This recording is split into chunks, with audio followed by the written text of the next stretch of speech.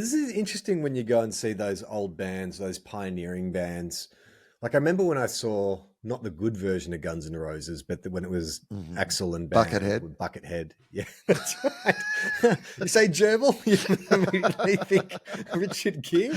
You say shit Guns N' Roses, you say Buckethead. I mean, it's an unfortunate. I kind mean, of what a association. cultural influence for Buckethead, though. Like, I mean, I don't remember a lot of people, but I absolutely remember Buckethead.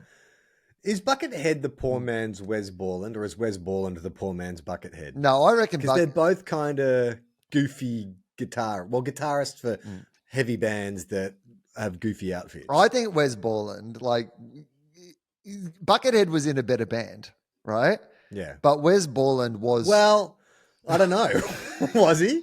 I mean, he was in a band that wrote better songs. I don't know that he was in a better band when he was playing with them, because I saw Buckethead. No, well, that's what GNR. I guess that's what I mean, is that GNR are a greater band than Limp Bizkit, right? That's what I'm going to say, right? Like, just in general in the history of rock and roll music. But Wes Borland is like one of the integral members. Iconic. Iconic, He's an as iconic opposed to guitarist. Buckethead, who's like... Shit. Look, I know it's a bit late in the episode to do I'm going to just type in Buckethead into Wikipedia, because what an enigma. Buckethead came on. Yeah, he's just your replacement guy. Like, I mean, Buckethead could be the replacement for Wes Borland if Limp Bizkit got back together and Wes didn't want to tour. They'd call Buckethead. Okay, so Buckethead is Brian Patrick Carroll, born in 1969, known professionally as Buckethead. How's your life? Guitarist. Known professionally as Buckethead. A guitarist, songwriter, and multi-instrumentalist. He's received critical acclaim for his innovative electric guitar playing and spans several genres, including progressive metal, funk, blues, bluegrass, ambient, and avant-garde music. I mean, it actually sounds like he's very impressive. So I reckon, like, don't call yourself Buckethead, because it undervalues. Yes. He performs primarily as a solo artist, although he has collaborated with artists such as Bill Laswell, Bootsy Collins, Bernie Worrell, Iggy Pop, Les Claypool, Serge Tankian, Bill Moseley, Mike Patton, Viggo Mortensen. I didn't know Viggo Mortensen played music. Blah, blah, blah, a bunch of people. He was also a member of Guns N' Roses from 2000 to 2004. He's recorded 435 studio albums. so it's a lot of albums. Here's what we've discovered. Buckethead is one of the greatest artists of the modern times, and we've just been dismissing him as Buckethead for all this time. 435 studio albums, including 4 special releases and 1 EP. Now, Charlie, question. With Buckethead, if he's coming in to play on your studio album, like, you know, he's one of the greatest multi-instrumentalists there is, you're putting together an album, you're Viggo Mortensen, you're putting together your studio album, and you've gone, you know what? I need the best. I need a guy who's got, like, the track record, who's worked with some of the greatest artists of all time. That's who I need. Someone who's worked with Bootsy Collins and Mike Patton. This is the guy that I need. Does Buckethead wear the bucket into the studio?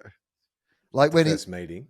No, I mean at all times. Like, is Buckethead, like when he's in the studio making music, does he have the bucket on his head, or is the bucket? Because if he's known professionally as Buckethead, if he just rocks up to the studio and he's got no bucket on his head, are you really getting the full Buckethead experience? Well, do you want to? Okay, let's get into the Buckethead of it all. So, also, just before we get into that, additionally, he's done music for movies, like a bunch of movies: Saw 2, Ghosts of Mars, Beverly Hills Ninja, Mortal Kombat 2, Last Action Hero. Like, he's done a lot. Sorry, I'm sorry for writing you off so prematurely, Buckethead. Well, we didn't write him off. We just identified a certain era of Guns N' Roses that he was a member of. I know, but so when I say Buckethead and Guns N' Roses, what the implication is the shit era of Guns N' Roses, where it turns out that, like, Buckethead was there doing his best. Buckethead's got to eat, mate. Yeah. Buckethead had to pay his rent. Buckethead performs wearing a KFC bucket on his head. Oh, it is a KFC bucket? Yeah. Are you serious? Yeah, well, that's what it says in Wikipedia.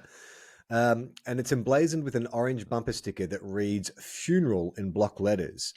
and an expressionless plain white mask inspired by Michael Myers from the Halloween movies. Okay.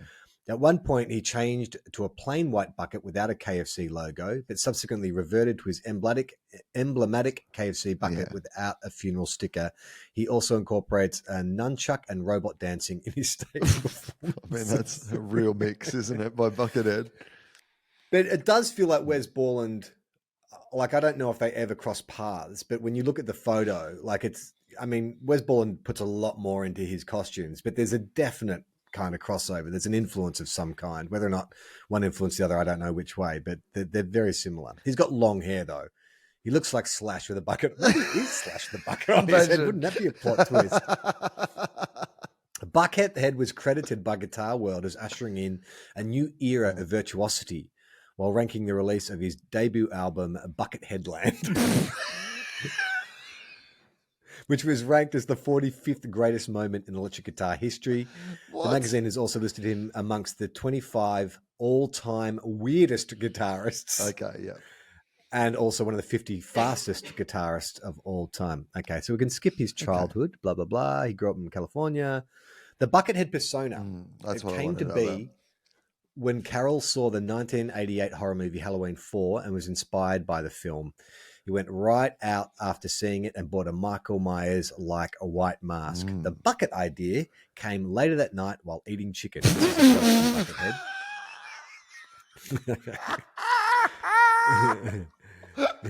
So the idea came when he ate a bucket of chicken and just thought, I might put this bucket on my head.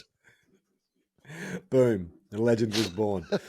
He says, I was eating it and I put the mask on and then I put the bucket on my head. I went to the mirror and I just said, Buckethead. That's Buckethead right there. It was just one of those things. And after that, I wanted to be that thing all the time. No. I mean, like, I don't know why I thought there might have been some complexity to the origins. The Buckethead lore, the Buckethead backstory. It's just exactly. My parents found me on a doorstep in a bucket, and I grew up in that bucket. When I was a kid, I was afraid of buckets. In 2017, Carroll gave a rare out-of-character interview discussing all ranges of his life, the Buckethead character, his parents' deaths, his health problems, and how he copes with overcoming fear. Oh. So maybe he was maybe he fell down a well and got hit on the head with a bucket. Well for the buckets. He was down the bottom of the well and there was all these buckets that had been dropped. I mean, if you were going to fall down a well, like one of the likely things that you would actually fall on is a bunch of buckets, right? Buckets fall down the bottom of wells. He's fallen into a well full of buckets, decided that he would fight crime as Buckethead, and then one day just going, you know what, maybe I'll just learn how to play guitar. Here's a great quote from Ozzy Osbourne. I tried out that Buckethead guy. I met with him and I asked him to work with me, but only if he got rid of that fucking bucket. So I came back a bit later and he's wearing this green fucking Martian hat thing. I said, look, just be yourself. He told me his name was Brian. So I said, that's what I'll call you. He says, no one calls me Brian except my mother. So I said, pretend I'm your mum then. I haven't even got out of the room and he's already playing fucking mind games with it. And I'm already playing mind games with this guy. What happens is one day he's gone and there's a note saying, hey, I've been beamed up to Mars. Don't get me wrong. He's a great player and he plays my motherfucker, but he's a weirdo. When Ozzy Osbourne's telling you that you're a weirdo.